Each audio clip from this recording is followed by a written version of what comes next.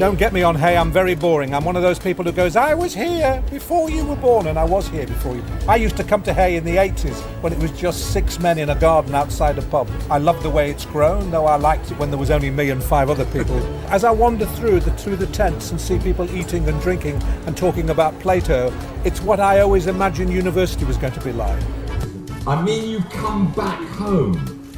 Doesn't mean I've come back home to British. Well, they were opening the door or climbing up the stairs. Every time I've come back from somewhere and I take a shower, I can't believe that there's water. Staggeringly for me, Peter Florence gave me a medal for prose at Hay, and it's the first time ever they've awarded a non-fiction book. So it's really an incredible moment for me. I'm really, really happy, and the sun is out, so it's great. Well, it's a lot sunnier than a few years ago and less wet and muddy. The spirit remains the same. There's children and elderly and just a lot of families who seem to be interested in books, which is a really good thing.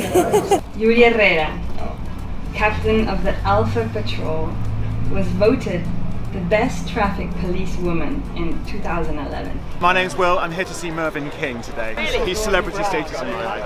But the whole point was that since what happened before the crisis was unsustainable. As a writer, I'm pretty much alone most of my writing life, so to be around people who are excited about books is just really infectious. My name's Papa Essiedu. Well, I mean, it's a really chill vibe about the place. There's loads of kind of like really beautiful, kind of like intellectual looking people knocking about, and like it feels like a very enlightened space. I love the energy of this place, and like to be in such a picturesque location is fantastic.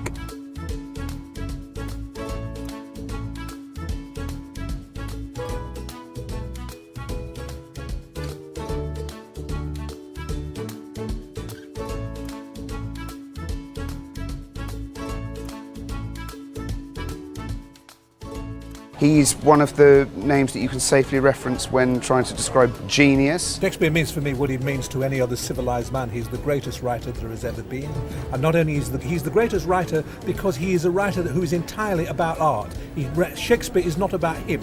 Shakespeare is not a writer who's discovering himself. Shakespeare is not there. It is perfect, selfless, disinterested. It's impersonality is the word I'm looking for. He creates impersonality for every other writer that comes after him.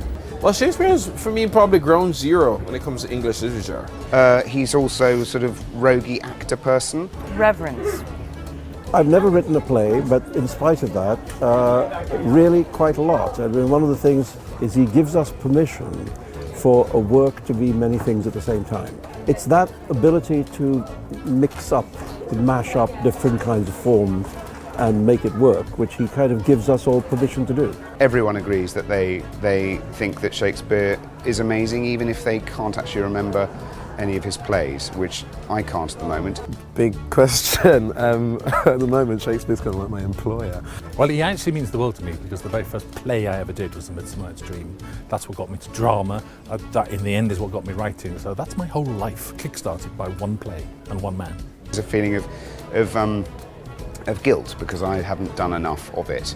I haven't played enough Shakespearean parts, and I can never remember any of his lines, except that one that roughly goes, once I did waste time and now time doth waste me, which I always thought was quite good from Richard II. I don't know if it's waste, is it squander?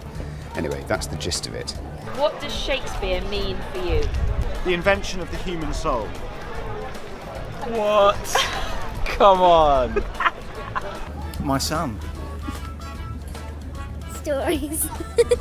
Life. A journey. What does Shakespeare mean to you? Sheer pleasure, and I'd say thoughtfulness. Yes, he makes you an author who really makes you think. He's no different than, as far as I'm concerned, any other sort of playwright, really. I think, you know, I was brought up to believe that it was something that wasn't for me, that wasn't, you know, I wasn't intellectually capable, you know, at school. Accessible, I guess. Yeah, that's the word I'm looking for, accessible. But fun and brilliant and for everybody. I think he was always writing for the common person anyway.